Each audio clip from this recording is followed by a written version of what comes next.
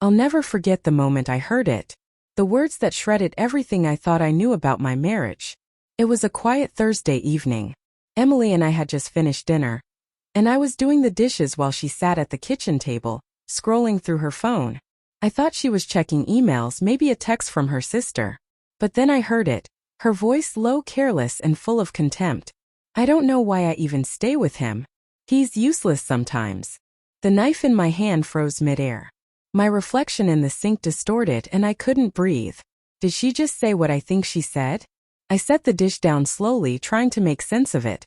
My heart pounded, a mixture of confusion, anger, and a cold, hollow ache. Could she really feel that way? Could she really think that about me, after everything? I wanted to confront her immediately, but a small, stubborn part of me hesitated. I didn't want to overreact. Maybe she didn't mean it. Maybe it was just frustration. I tried to convince myself of every rational explanation I could think of. But over the next few days I couldn't shake the words. They echoed in my mind, distorting every memory, every shared laugh. I started noticing the subtle things I had ignored for months.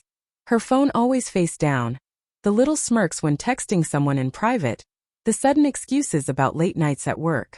I questioned myself first. Was I imagining things? Had I become too sensitive? Was I failing her somehow? Then came the messages. I wasn't snooping, not at first. But one afternoon, her phone lit up while I was nearby, a message preview flashing. Can't wait to see you tonight. I needed that escape. My hands shook. I asked her casually, trying to sound normal. Who's that from? She hesitated.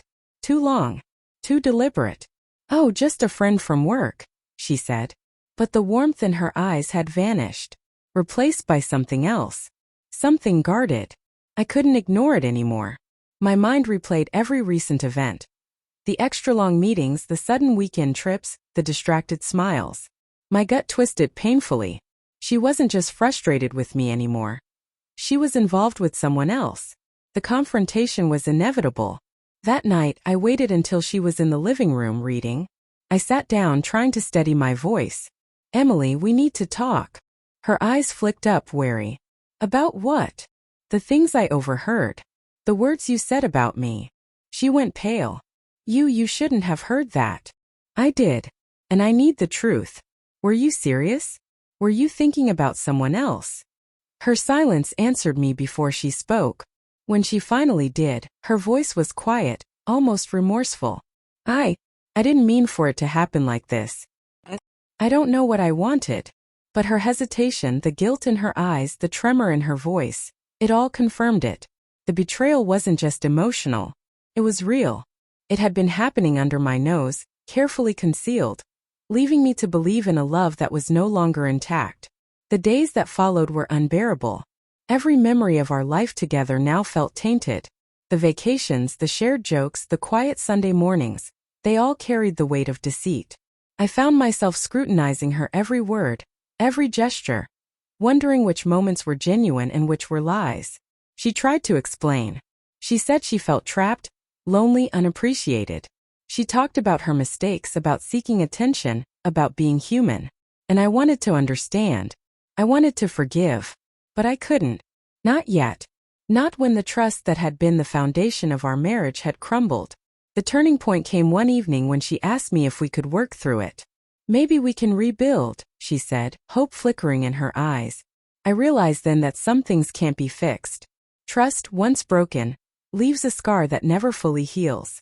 I loved her, yes, but I also loved myself enough to know that staying would mean erasing the hurt, pretending the betrayal hadn't happened. I can't do that, I said quietly. I can't pretend that your words, your choices don't matter. I have to leave, not because I stopped loving you, but because I have to protect myself. Her tears fell silently, a quiet acknowledgement of the consequences we both had to face. I packed my things the next morning, each item heavy with memories, each step toward the door a step away from the life I thought I had. Leaving wasn't dramatic. No shouting. No slammed doors. Just the quiet end of a chapter, the soft echo of what once was. And even though the nights were lonely, even though I questioned my worth and my choices, I felt a strange clarity. I had reclaimed something vital. My self-respect, my dignity, my right to protect my heart. Looking back, I understand now that love isn't just about forgiveness or staying together. It's about honesty, boundaries, and the courage to walk away when those boundaries are crossed. Some love stories end not because the love wasn't real, but because the trust that sustains it is broken. And in leaving, I found a form of freedom I hadn't realized I'd lost. A quiet strength that comes not from anger, but from choosing oneself in the face of heartbreak. If this story resonated with you, please subscribe to the channel and share your thoughts in the comments. Your voice can help someone else feel less alone in there.